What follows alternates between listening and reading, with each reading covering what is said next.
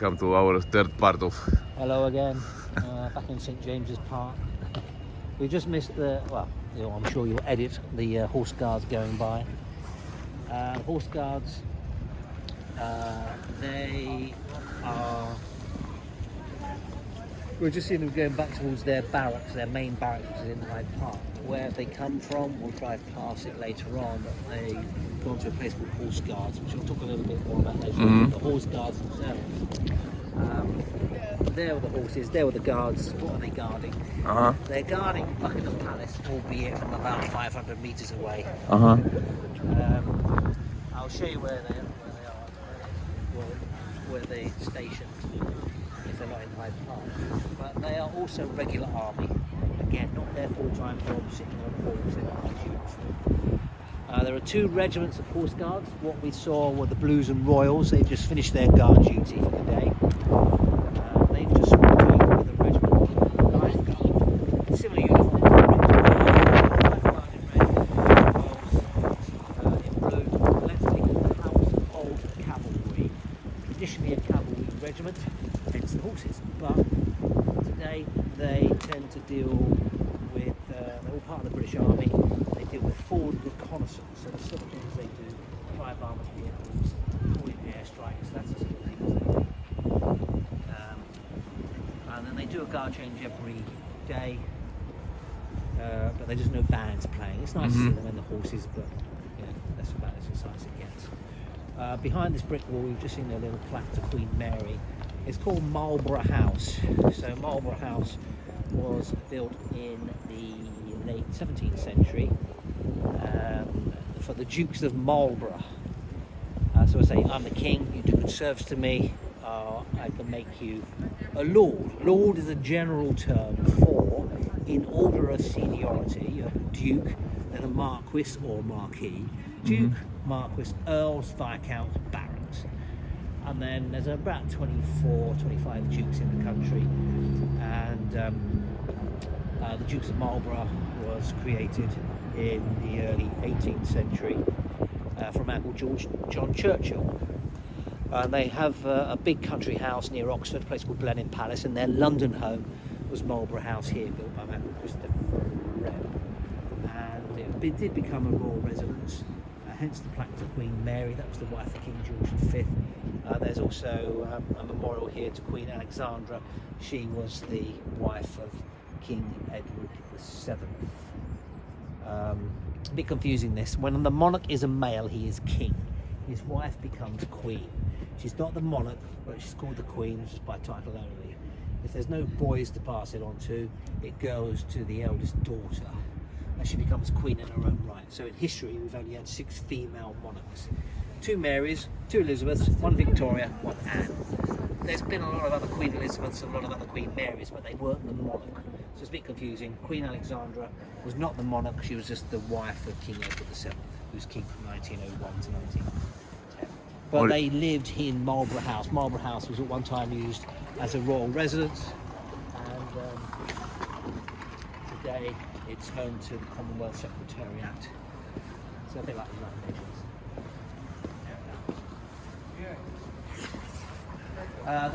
There is a chapel, I mentioned the chapel within St James's Palace, but there's a second chapel here, built early 1600s by a man called Inigo Jones.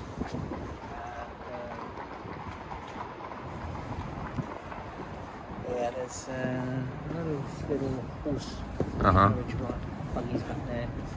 The travelling community in this country, gypsies, the Irish, mainly of Irish descent, they tend to, there might have been them actually in their little horse-drawn carriages. Yeah, so we're not far from the Ritz Hotel here, at the area of St James's Palace, St James's Street. And there's a few exclusive stores around here. In fact, let's just pop over to the wine shop and tell you a little bit about the stores.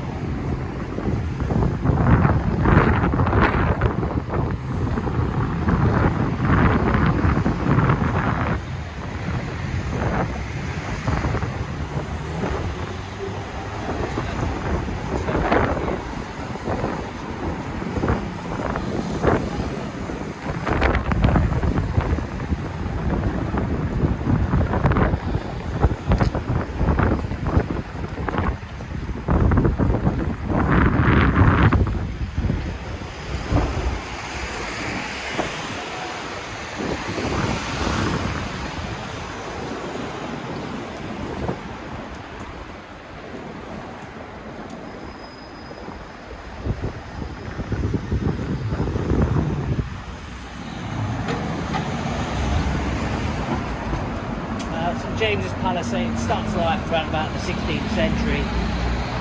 There was a fire in the early 19th century, but they rebuilt it as to how it was before.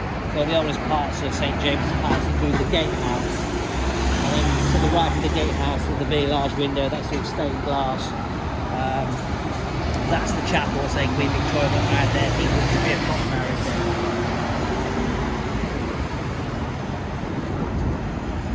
So this is St James Street, and there are a lot of stores along here where the royal family come shopping. So, for example, we have Berry's, Berry Brothers and Bread, established in the 17th century. It was basically, they used to sell, I think it was coffee. I mean, on the side here is like a little coffee grinder. So the building dates from the 18th century. You can see here how many times they've painted this building, how thick the paintwork is. But this is a wine shop. Below us is about an acre of wine vaults. They got about 30,000 bottles of wine in storage here, and then they have a huge warehouse in Preston which has over a million bottles of wine for those to collect wine and invest in wine. And this is for the Royal Warrant.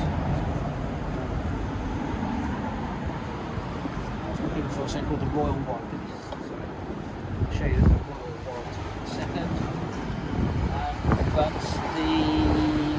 this is Lock and Co. That shop, as it says, established in the 1670s.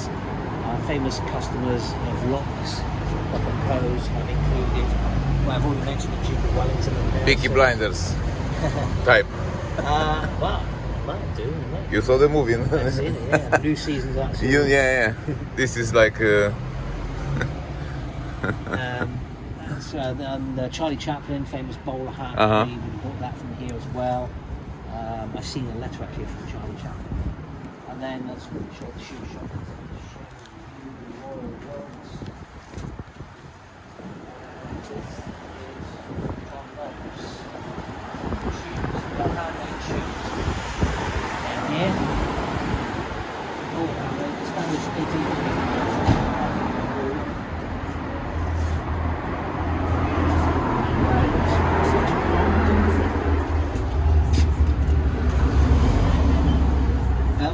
Shoes. I've got a friend of mine who used to work here many years ago.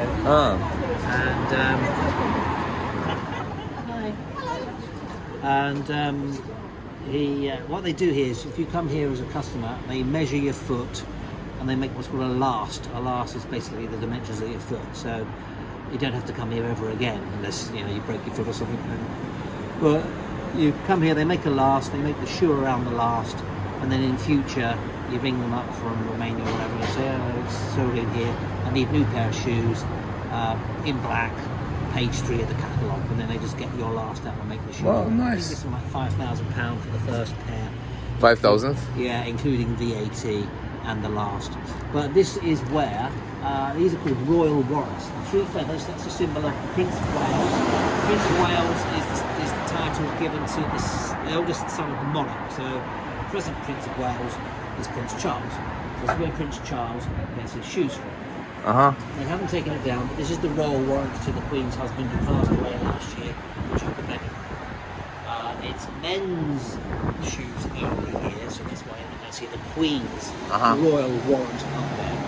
So a royal warrant basically means that the 3 senior members of the royal family, namely the monarch, the monarch's spouse, and the Prince of Wales, this is where they come and get their products or services. There's about 800 royal warrants, anything from shoes to the wine to the hats, computer software, motor cars, laundry services. I think there's a royal warrant at the Ritz actually, because the royal family have been entertained at the Ritz on occasion. And there's even a royal warrant for a chimney sweep. Because some of these palaces still use an open fire, and the chimneys need sweeping, so there's even a royal warrant for the chimney sweep. There's another royal warrant across the road. The gentleman's just walked out of the shop there, Truefit and Hill. That's a barber shop. You can see the red and white barber's pole. Above the entrance you can see, again, Prince Philip, the Queen's husband, royal warrant. And, terrible joke coming up, but apparently when Prince Philip was alive, they would send somebody down to Buckingham Palace to cut Prince Philip's hair.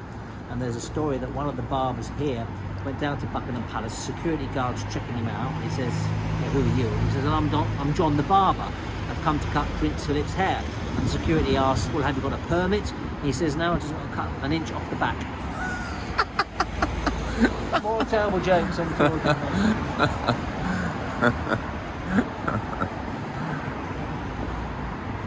They can review royal Black warrants. humor. They do review the royal warrants as well. These are the men's hats. The men's hats are made elsewhere. Got sold here. And there's a milliner at the back of this. I've forgotten her name, but she deals with the Queen's hats and the ladies just at the back here. But yes, lots and lots of lovely wine. They did a wine course here a few years ago. Over about, I think about 7 weeks, 6-7 weeks. And we must have sampled a good 60, 70 different wines in the course. Of course, all different price ranges. And yeah, when they sort of asked at the end of the course, which is your favourite wine, we all agreed it's the £8 bottle of Bordeaux. Which is mine, so I've read up from Bordeaux as well. Was the favourite one, so they do that with their own label stuff here, and reasonably priced. Very nice stores too. This is a new storefront here. We do produce some fine wines. I offer tours, not just London, but out of London to Windsor and Oxford. Oh yeah? Let's go after 2 weeks when I'm coming back. Okay, wherever you want to go. Let's organize Windsor, huh? It's nice. And I just added to my repertoire a wine tour, because here in England it was the Romans that introduced the grapevine to this country.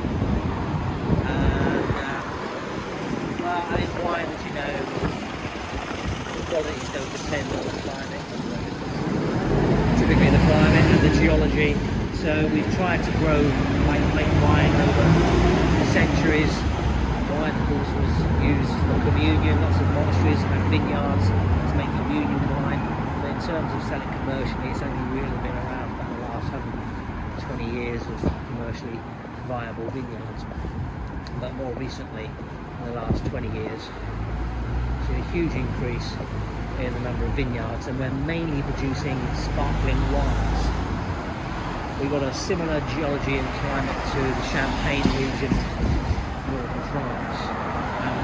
We can't call our sparkling wine Champagne because it's not made in Champagne, but we still use the traditional Champagne grapes to make our sparkling wines. And yeah, should be in my car. It's a lady there. Yes, what are you doing?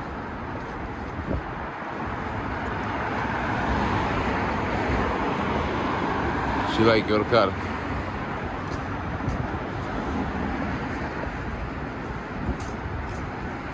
Can I help you?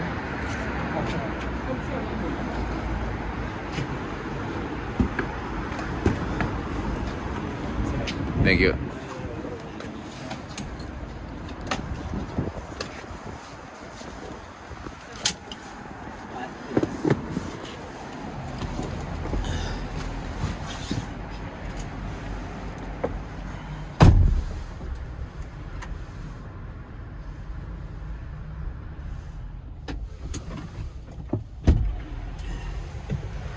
Maybe she's from MI5, she's spying somebody. Yeah, I think she's Covering. parking the car. I mean, there's the app where you can phone up. Actually, before I go, yeah, just going back to these gentlemen's clubs along here. Okay. They started life as coffee shops when coffee was a brand new drink introduced into this country in the late 17th century. It was expensive, and so there were all these coffee shops, mainly in the city of London, the business district, which sprang up, and so they would have been very expensive, certain clientele, and a lot of coffee shops had certain themes to them, a bit like the gentlemen's clubs. That's how a coffee shop would have looked years ago. Wow. And you had certain groups of people meeting in certain coffee shops. So you can imagine all the scientists of the day, like Christopher Wren, Robert Hooke, Robert Boyle, all meeting around, Isaac Newton, all sitting around drinking coffee, discussing their latest theories. At Jonathan's coffee shop, people started dealing with stocks and shares, and so that eventually becomes the stock exchange. And at Edward Lloyd's coffee shop, they start to deal with marine insurance at Edward Lloyd's coffee shop. And so this was the founding of Lloyd's of London. It started life as a coffee shop like this, and then these coffee shops were the forerunners of the clubs that we see here today. And so the membership's exclusive. Go back in time, these clubs were notorious for gambling. It is said a country estate could be won or lost on the turn of the card. Here in the clubs of St James, he says, looking for the picture of the clubs of St James. There are various stories, true or not, I don't know, but good stories anyway, of there's a rainy day and the members of the club are inside the club, bored. Bored. They start looking at a couple of raindrops, because they'd gamble on anything, of course, the usual, like horses, etc. But they start looking at a couple of raindrops coming down the window pane and start betting which one would reach the bottom of the window pane first. Another story of a guy that collapses outside the club. They bring him inside the club and they start throwing down bets as to whether he's going to live or die. Notorious for gambling. Right, let's carry on. We'll take a little trip down to Big Ben. Again, we'll get out of the car and have a quick walk around there.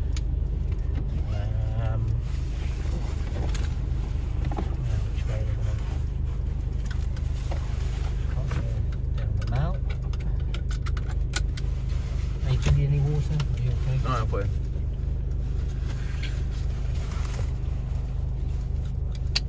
That's on the microphone as well. Yeah, okay, I've done this area to death.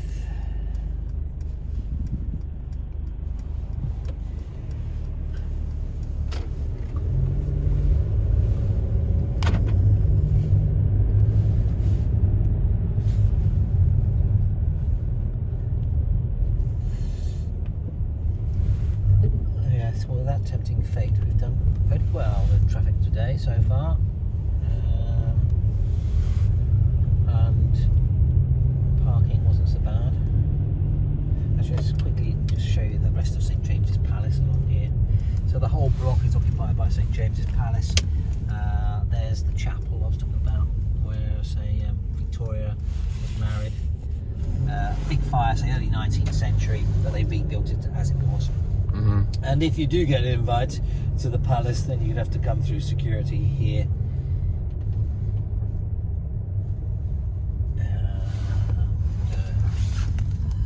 So a lot of the parkside houses here, a lot of them are now offices, but you can imagine back in the 19th and 18th century they were very desirable right by the park. This house is called, this big house on my right hand side is called Bridgewater House. It was a family who made their fortune in the canal, so before the railways and the canals. And to my knowledge, it's still owned by a Greek shipping tycoon. But that's been used as a movie location as well. And then Green Park is ahead of us. So-called Green Park because A, it's a park, and B, it's green. There's no formal flower beds. You go through Hyde Park, Kensington Gardens, there's all these formal flower beds, but no formal flower beds. In Green Park. The daffodils and the spring flowers will start coming up shortly, but there are no formal flower beds. And there's a couple of stories as to why there are no formal flower beds there. Probably not true, but good stories nonetheless. Story number one. For sure, in this area was a hospital back in medieval times for people that had leprosy. Now, bearing in mind, in medieval times, London was the walled city to the east of where we are. This was countryside, so where better to put those who have leprosy than outside the city. It is said that those that died of leprosy are buried in this area. They don't want to start digging up what is now the park to plant flowers. Probably not true, the story about why there are no flowers, but certainly there was a hospital for people with leprosy. Story number two, King Charles II, he's king from 1660 to 1685. known as the Merry Monarch. He had countless lovers, about a dozen illegitimate kids we know about. Whoa. But he was married. Of course, back then it was all been arranged marriages. He was married to a girl from Portugal called Catherine. And the story is that they were walking through what is now Green Park, him and Catherine. And Catherine, when they had flowers, Catherine picks up some flowers, gives them to Charles, and she says to Charles, "Hey Charles, give these flowers to the prettiest girl in the park. You know, like me, you know, your wife." And he ripped up the flowers. And he gave them to a complete stranger, another girl, complete stranger. So she ripped up the flowers and forbade there to be flowers ever again. Wow. So probably not true the story, but a good story anyway. It's a good story, exactly. Here's another square. This is St James's Square. I say a square. It started to be developed around about the 1600s, late 1600s. Houses surrounding the square. Square for the exclusive use of the residents. And in this square, there still is one or two residences, but there's a couple more clubs. There's the East India Club on my left-hand side. The London Library is on my left-hand side in the corner, and also here is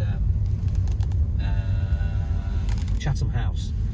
So Chatham House on my left-hand side, plaques on the wall telling us that various prime ministers lived here. But it's home to, as it says, the Royal Institute of International Affairs. It's a think tank, you know, discussing policies. And, you know, yeah, we're not aware of that. Again, this park would have been historically for the exclusive use of the residents, but now it's open during the week for the public. The number 5 in the corner used to be the Libyan embassy, and back in the 1980s there was a little protest rally outside the embassy here, and the rally was being policed by a couple of officers from Scotland Yard, and then somebody took a shot out of the window and fatally wounded a policewoman called Yvonne Fletcher. There's a little memorial to her on the right hand side here. I mean, mercifully, it's still very rare in this country that a police officer dies in the line of duty, but whoever it was that took that shot from the window that day, of course, got away scot-free. As relationships with Libya improved over the recent years, there was a possibility, they knew that they got a good idea as to who they want to question about it, but it still hasn't happened. This was, on my left-hand side, Norfolk House. On my left, that's been demolished and being rebuilt. This was also at one time used by the United States military in the Second World War as their headquarters before they moved to Grosvenor Square. What they will do, though, is rather than it will be replaced with something modern. Some of these buildings back in the 18th century, they're not suitable in the 21st century, but they tend to build the new building and stick the old facade back up to keep it in, keep the appearance going. Now there's obviously some filming going on here, as well as back at Lancaster House as well. Are these extras on the left-hand side? They possibly are extras waiting around for something, unless there's some big top star in the Travellers Club on the right-hand side. Probably. Oh well, you saw it here first, folks. Right.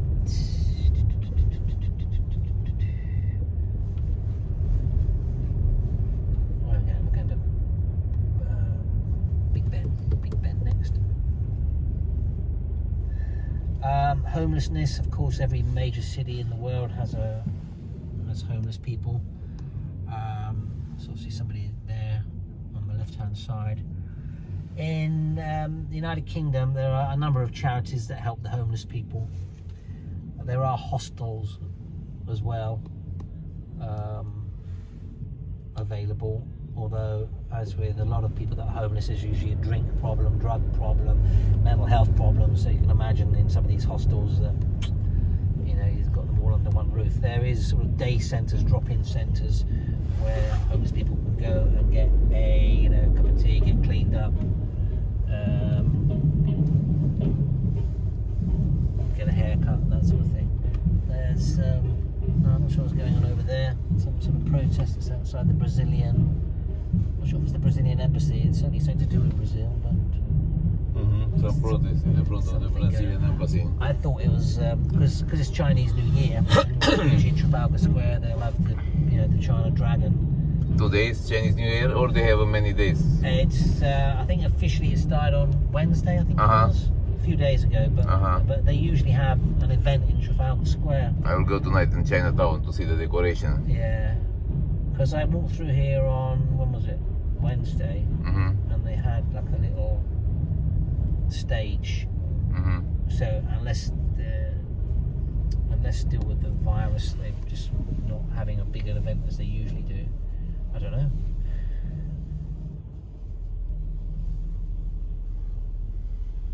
This first bit of traffic we've hit, really.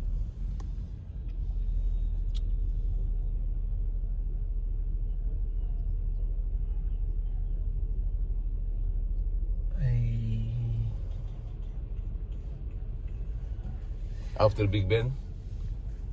After Big Ben, we'll have to think about lunch. If you want lunch. Yeah, we go for lunch, and after? And then we go to the city and St Paul's Cathedral, Tower of London. Tower of London, we go inside or only outside? We can go inside if you want to. Uh-huh. We won't be able to film inside the Crown Jewels, but we'll talk about that when we get there, if you want to go inside. This is Trafalgar Square again. You choose, if you think it's interested, we will go. Yeah. Trafalgar Square again, and you can see this big giant ice cream cone here at 1 o'clock to us now. In each corner of the square there's a statue. At 12 o'clock, slightly to the right, to 12 o'clock to us, there's a figure on horseback as King George IV, king of the early 19th century, and then there's another couple of statues which we'll see shortly of a couple of other admirals from the Navy. The fourth plinth, as it is known, in this corner here, was due to have a statue of King William IV, king of the early 19th century, but the statue never materialised, so the fourth plinth, as it was called, was always empty. Then about 20 years ago, somebody had the idea of putting a piece of modern art on the fourth plinth. So every 18 months to 2 years, they put a new piece of modern art on the plinth here.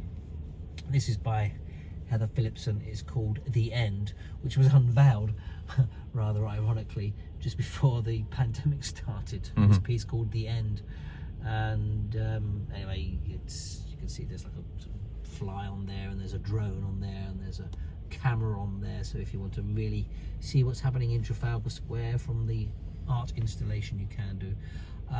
It's been there for 2 years now, so the next piece should be ready to be unveiled. I'm not quite sure when that will be. The square itself developed over the years, around about, say, the Battle of Trafalgar was 1805. It was laid out around about the 1830s, the square. These fountains are from the 1930s.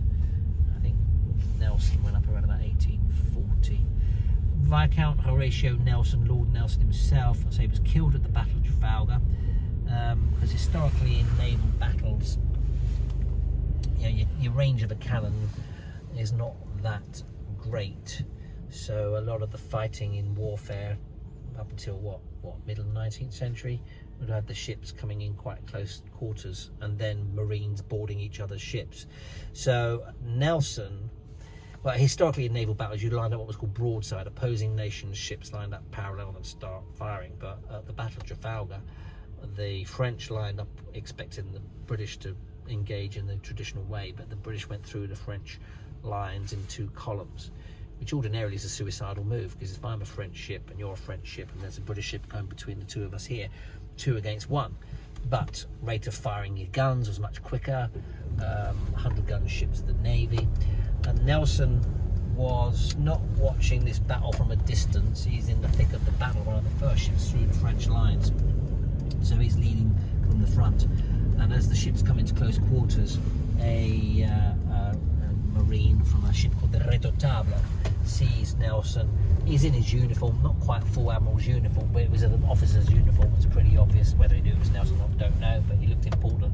So a Marine took a shot and Nelson was taken below decks, died a few hours later, but died knowing the battle was won. And they buried him in St Paul's Cathedral, which we'll continue that story later on. So this road is called Whitehall, and it's all government buildings along here. Well, historically government buildings. There's one or two being converted to hotels at the moment. And Whitehall takes its name from a palace that used to be here. If we turn left, we come to the River Thames. So there was a palace called Whitehall Palace, originally called York House, which was the home of the Archbishop of York, a man called Thomas Wolsey. But a man called Thomas Wolsey in the 16th century had a big row with the king at the time, King Henry VIII. And long story short, King Henry VIII took over York House, develops it into Whitehall Palace, which burns down in the 1690s, but today it's synonymous with government buildings. Now, a lot of these buildings have been around for 100 plus years, but government departments within them change. So on my left hand side is going to be a new Raffles Hotel, but was the War Office, Old War Office, hence OWO. It's going to be a new hotel. And then at 1 o'clock to us is Horse Guards. So there's a couple of horse boxes you can see, and a couple of soldiers on horses in a red uniform. So they just swapped with the guys in blue that we saw. That's called Horse Guards Parade. There's an archway that you'll see in a second. Through the archway, in the middle of the two horses, you're going to see, you're going to eventually come to Buckingham Palace. It's like a ceremonial gateway to Buckingham Palace. And then you've got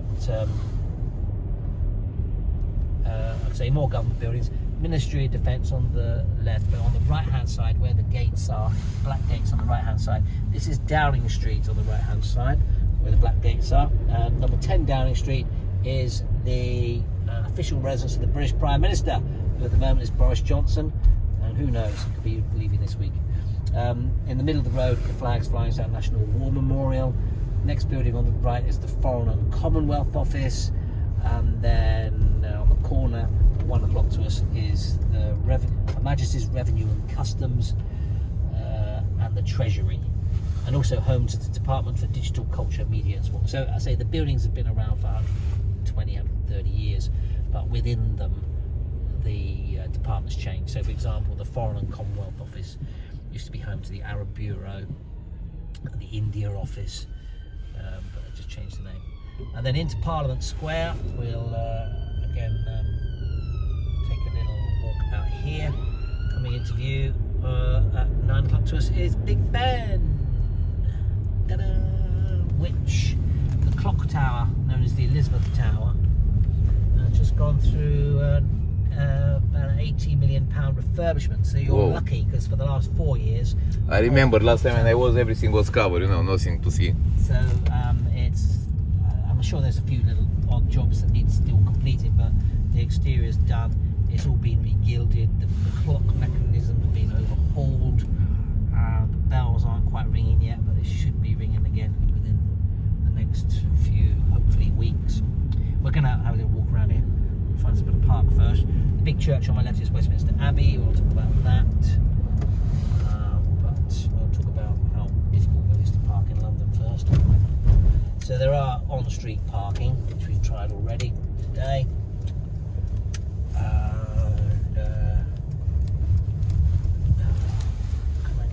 Can't get down there. And they throw you a curved ball like that by blocking off a road. Yeah, in London they really don't want you to drive. I'm not going to get it in there, am I? No, I'm not going to get it in there. We have something called the Congestion Charge in London, which is £15 to drive into London per day. 15? 15, 1.5. Buses and taxis are exempt. I used to be exempt, but with so many Uber drivers now,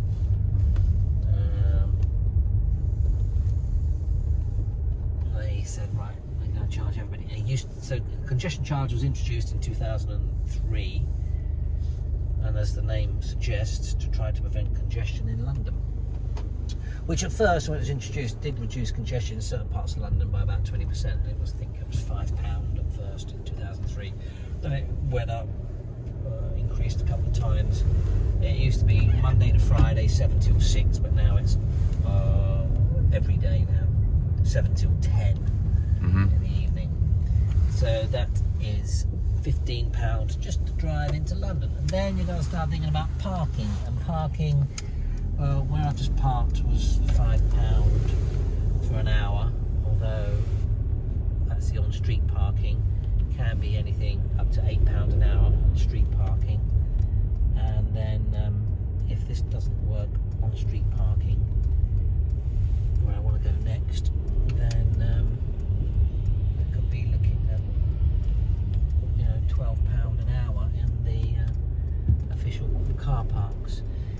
So, you know, you're looking at congestion charge parking, £40–50. So it's going to be on congestion charge parking for a tour. So I do offer the tour on foot. You can go on foot using public transport and walking. And your travel card for the day is like £12.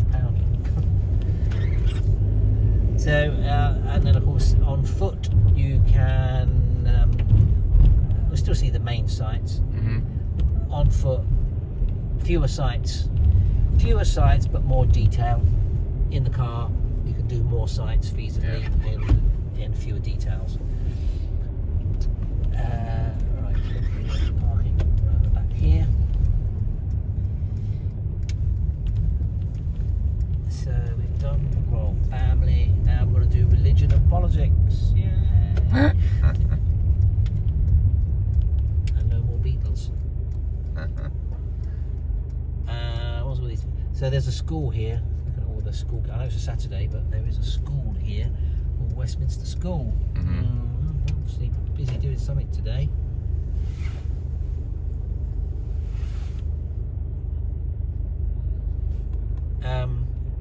Yeah, the school. So I mean, this is the back of Westminster Abbey. An abbey. What's an abbey? An abbey is where monks work. There are no monks here today, which we'll talk about in a second.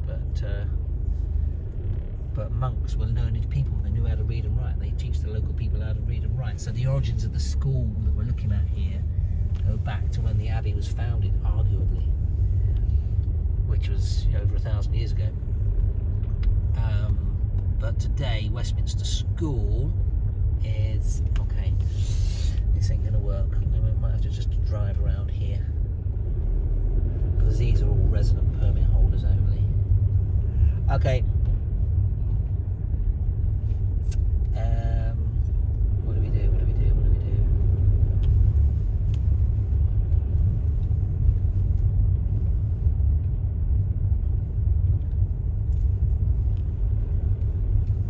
Okay, let's get out.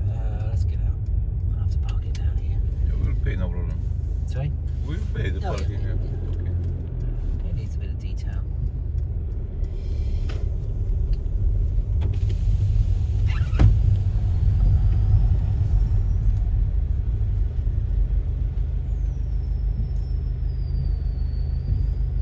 Approach gate slowly.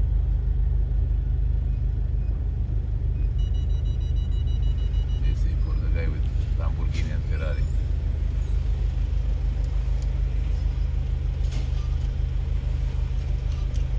I think they've actually reduced the parking here. It's a bit weird.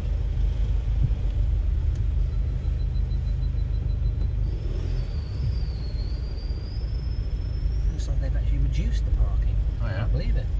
Oh, it's about £12 an hour in here before. Last time.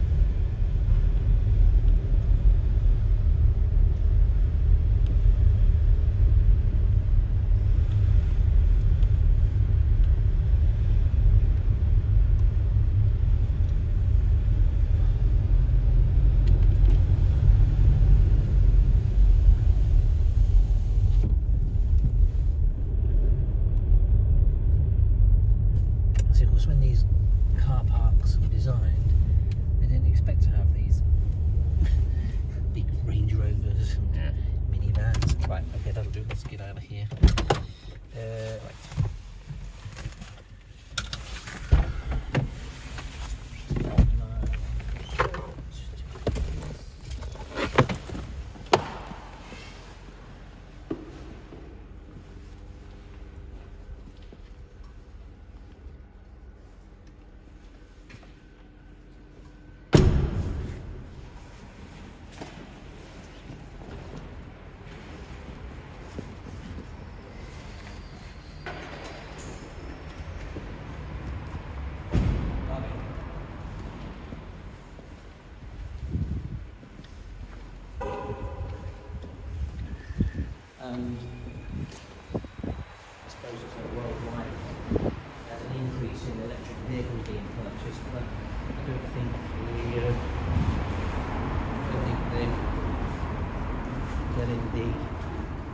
number of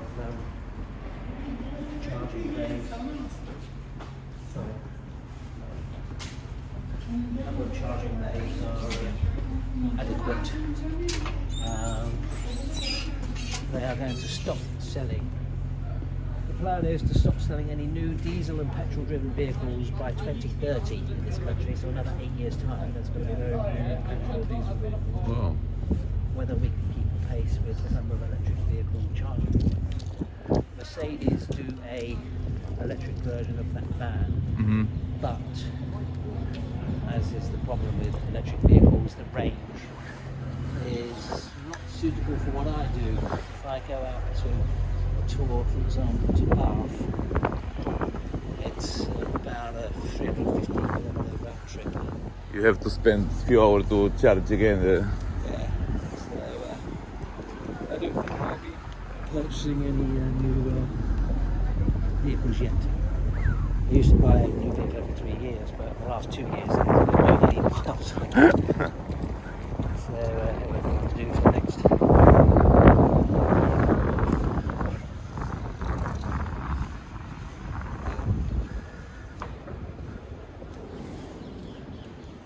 Perfect.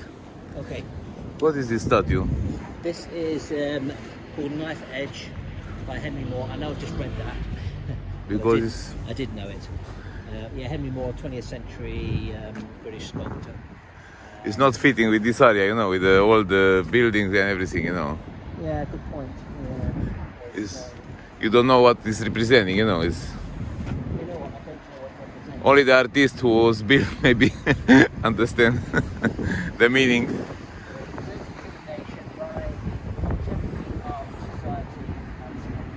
It must have been here probably in the early 60s or 70s. Anyway, this whole building under scaffolding, this tower to my right hand side is called the Victoria Tower, and then the clock tower is known as the Elizabeth Tower.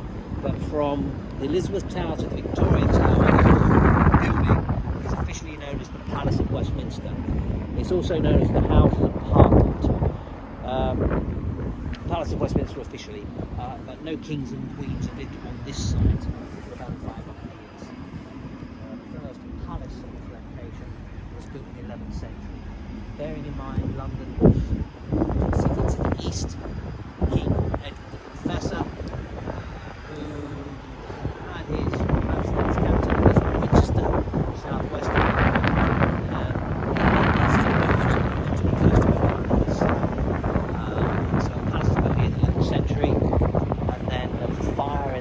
Under the rule of a king called Henry VIII. But no monarch lives here, so this is building Congress. The origins of today's Harvard go back about 700 years. More than 750 years ago, you had God in charge, then you had the Pope, then you had kings of various nations, and I had the king. Service, if you're loyal to me, and you can chance around. So it's a lord is a general and so God was in charge, so the church was very important. So the king's not only going to consult with his lords, he's going to consult with his bishops. So 750 years ago, you're going to have the king, his bishops, and his lords.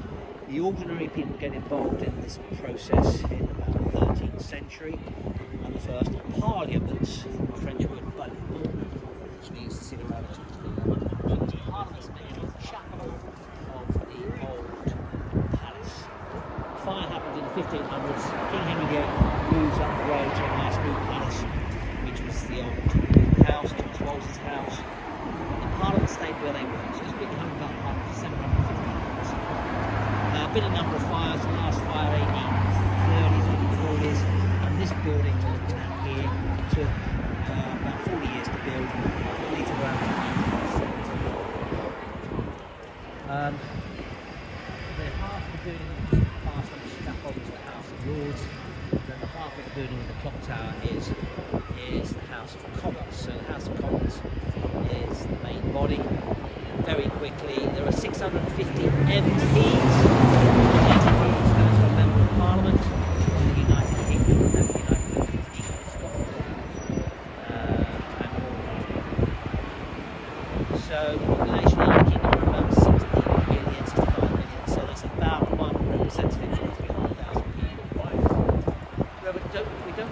Prime Minister as such.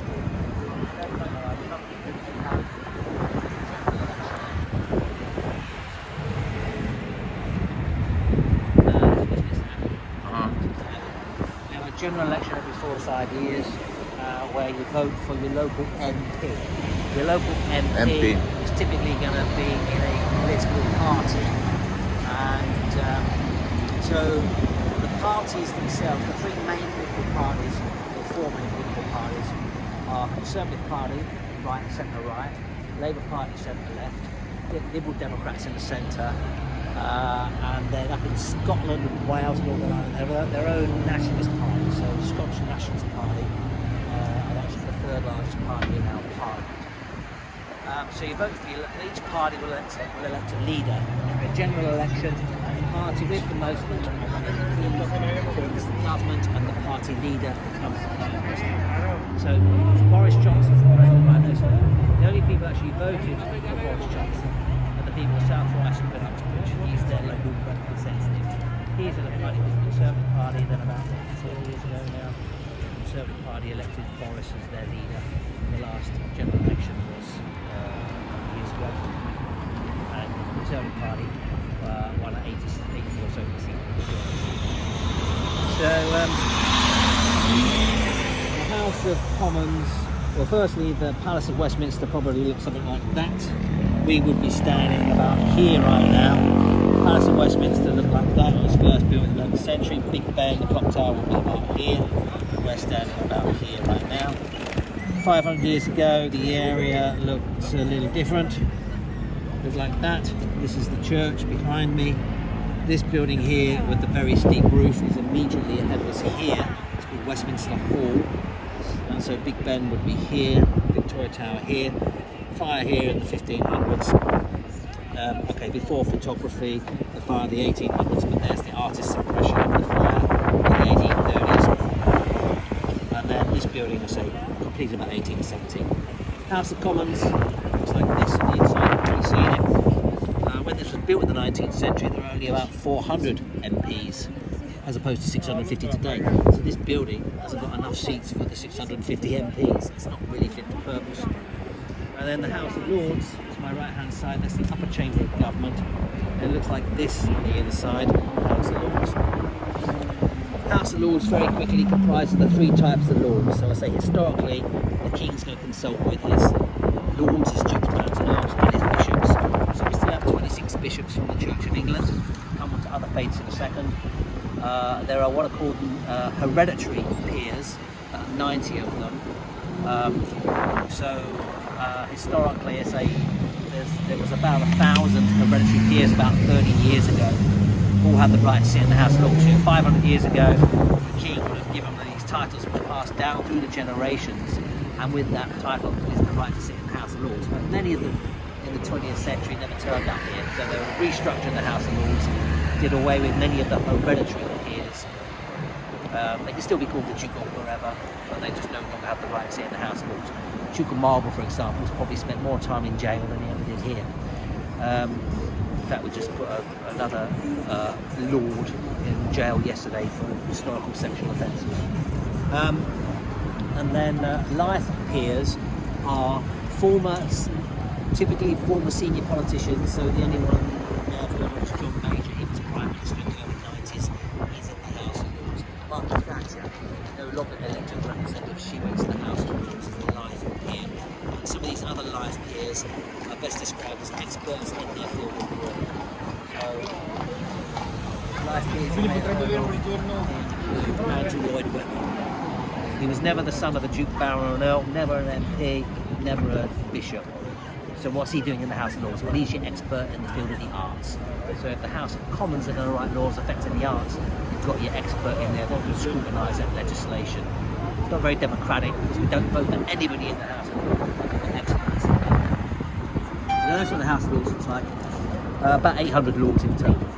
Big Ben, well, the clock tower was just called the clock tower until 2012 when the Queen celebrated her Diamond Jubilee, and they renamed in honour of the Queen's Diamond Jubilee, they named the clock tower the Elizabeth Tower. Big Ben is actually the name of the hour bell that hangs at the top of that clock tower in the belfry. So there are 5 bells in the belfry. 4 of those bells go ding, ding, ding, ding, ding, ding, Uh-huh. ding, ding. On Yeah. the hour, you'll hear BBC sound. So Big Ben is the name of the hour bell, 13.5-ton hour bell that hangs in Winter. That was taken maybe 20 years ago when I first did my tour guide course. There's Big Ben, there's Big Glen. I won't say Big Helen because she'll slap me. I think we've done that to death.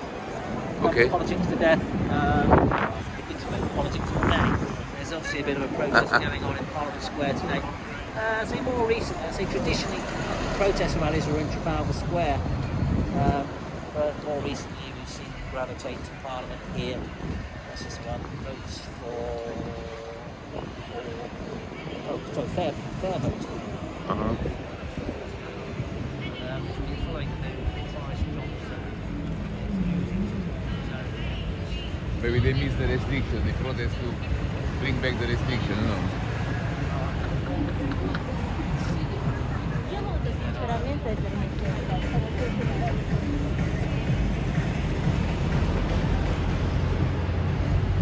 Various statues in Parliament Square, mostly former British Prime Ministers, history. There's a statue of Churchill over there. But this is Westminster Abbey. Yeah.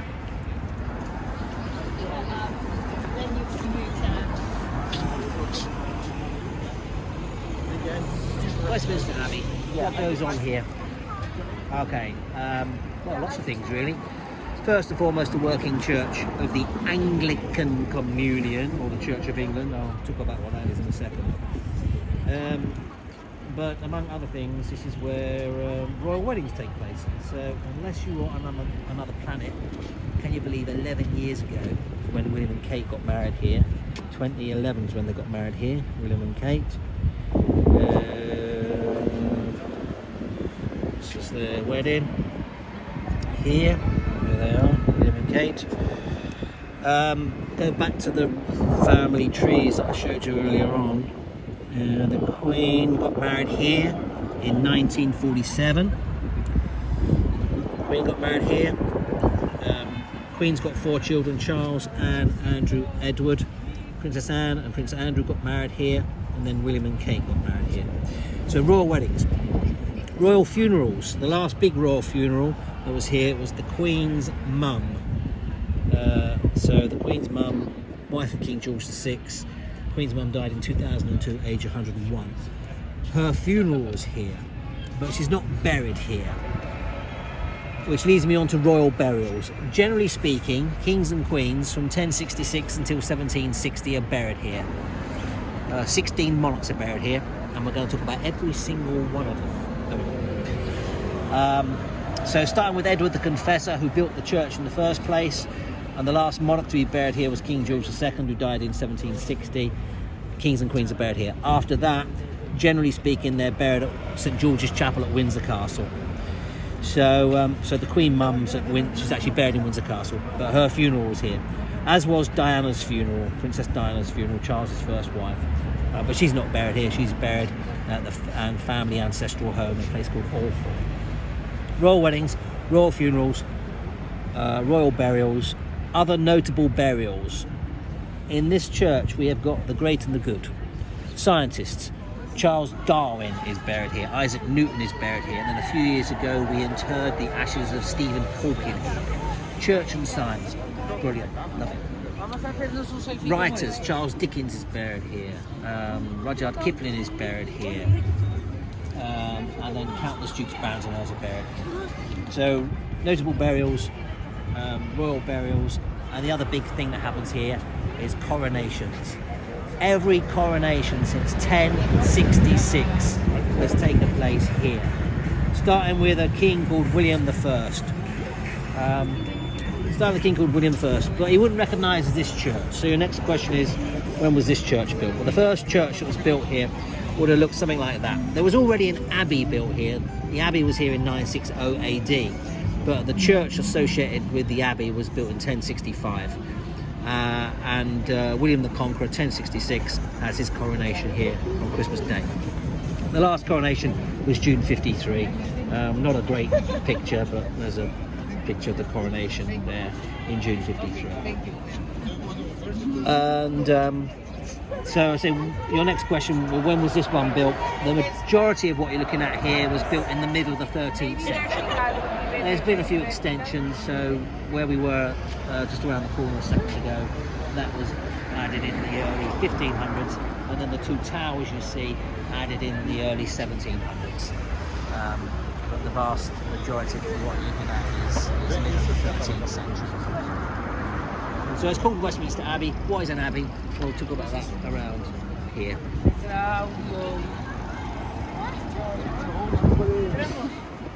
Other buildings of note.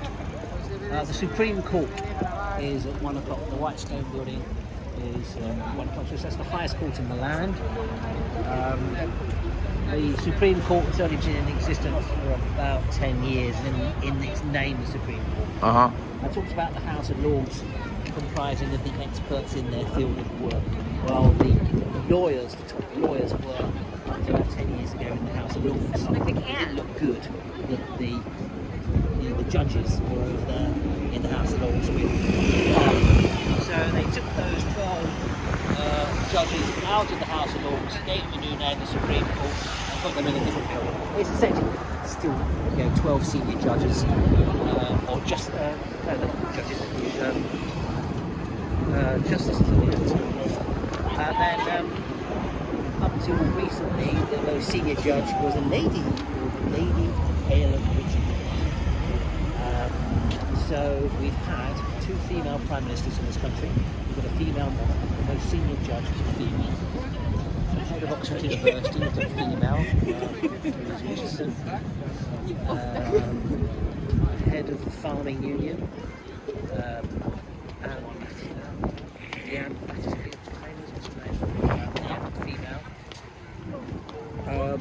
Talk about the church in a second. The third most senior bishop of the Church of England. Then we've got a rather unattractive building over the right shoulder. Centre.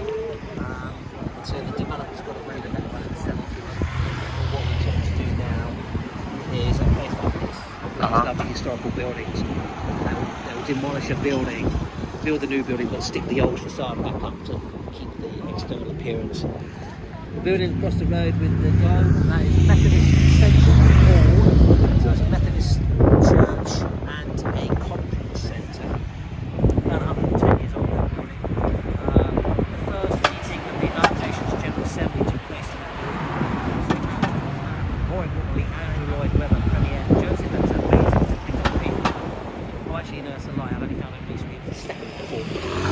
Joseph was the second in the building. So that's another church.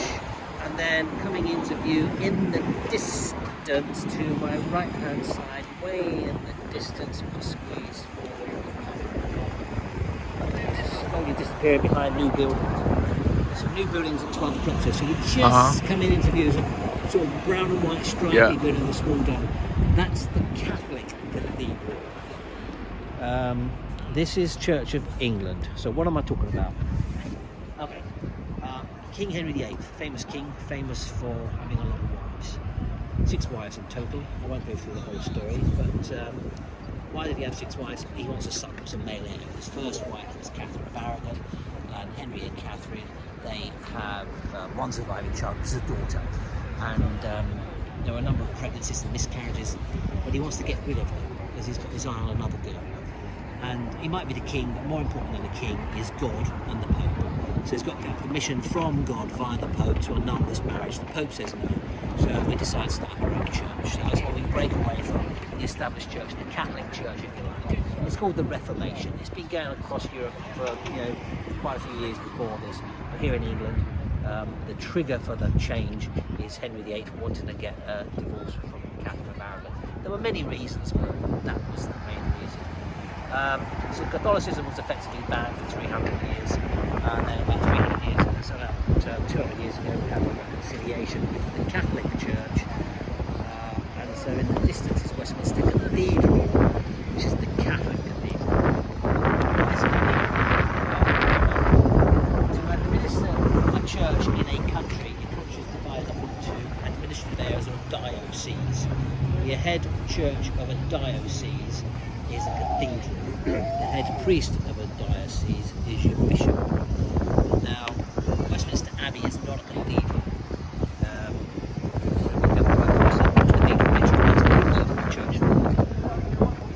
Well, the Catholic Church is in the distance behind us. I say we could go inside to film it here, but as a lounge guide, we are permitted to take you inside and look at these places. So, you know, the other guides they would be permitted to guide us. So you need a good hour and a half inside. It is first and foremost a welcome church.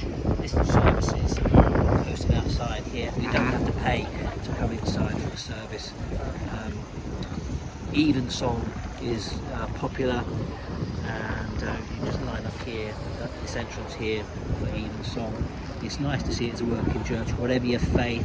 If you have a faith, if you're a Christian, whatever your denomination, it's always nice to come here to see it as a working church for a 40-minute service. Right, let's go and talk about the Abbey again. I'll go through the archway here, back to the car.